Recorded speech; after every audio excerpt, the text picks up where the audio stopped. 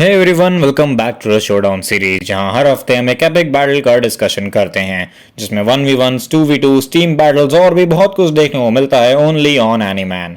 और आज हम पहली बार दो यूनिवर्सेस को आपस में नहीं बल्कि एक यूनिवर्स के कैरेक्टर्स की फाइट डिस्कस करेंगे, जिसमें एक टीम में है ऑल माइट और ऑल फॉर वन, वहीं दूसरी साइड है एक डेडली स्क्वाड जिसमें है डेकू, बाकुगो, शोटो और दाबी। हम इन सब के प्राइम फॉर्म्स को कंपेयर करेंगे, तो चलो सबसे पहले इनकी एबिलिटीज को डिस्कस करते हैं एंड देखते हैं कि कौन जीतेगा। चलो सबसे पहले प्राइम ऑल माइट की बात करते हैं, जो अपने पीक में एब्सोल्यूट सिंबल ऑफ पीस था। उसके पास बेशक बहुत सारे क्वर्क्स नहीं है, बट एक ही क्वर्क को उसने ऐसे मास्टर किया है कि उसकी स्ट्रेंथ, स्पीड और ड्यूरेबिलिटी किसी से भी ज्यादा है। वो पूरी लाइफ नंबर 1 हीरो रहा है, तो ऑब्वियसली उसके पास एक्सपीरियंस की कमी नहीं है। ऑल फॉर वन की बात करें तो उसके पास हर टाइप के क्वर्क्स हैं, जैसे रीजनरेशन, अटैक पावर और भी बहुत सारे।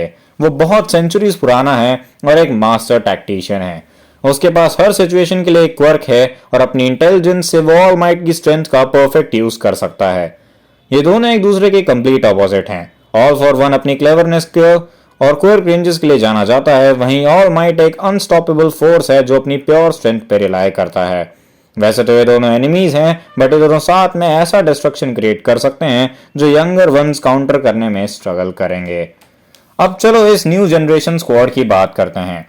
तो देखो की बात करें तो उसके पास वन फॉर ऑल की कंप्लीट पावर्स हैं, जिसमें वो अपनी फिजिकल स्ट्रेंथ को ब्लैक विप, डेंजर सेंस और फ्लोट जैसे क्वर्क से कंबाइन कर सकता है।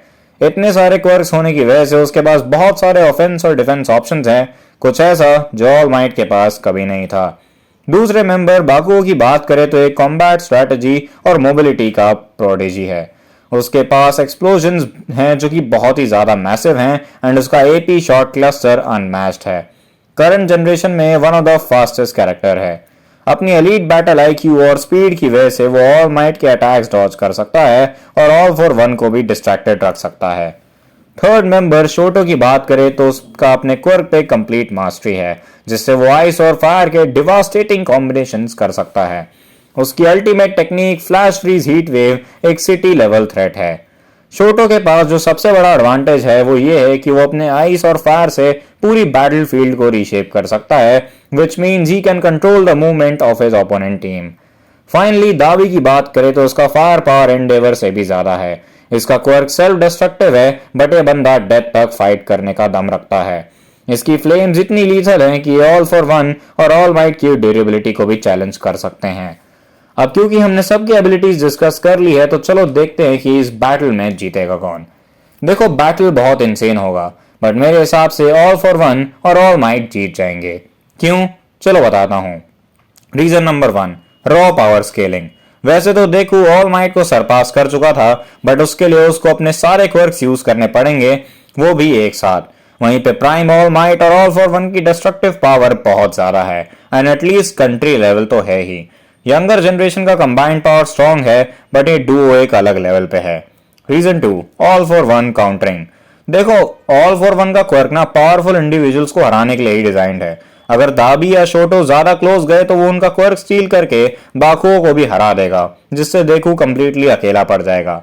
And the final reason is experience. All might और ऑल फॉर वन का कंबाइंड एक्सपीरियंस सेंचुरीज से भी ज्यादा है एंड उन्होंने इतने टाइम में ना जाने कितने बड़े थ्रेट्स से फाइट करी है एंड इवन एक दूसरे से भी लड़े हैं।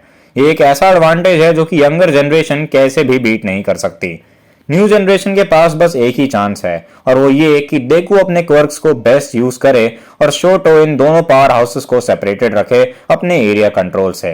बट इस सब के बावजूद भी इस डुओ के ओवरवेलमिंग फोर्स से यंगर जनरेशन 10 में से 8 बार हार ही जाएगी।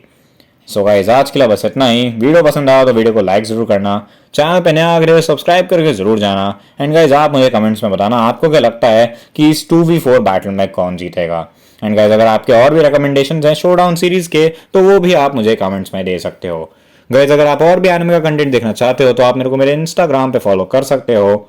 Till then guys, this is एनीमैन साइनिंग ऑफ।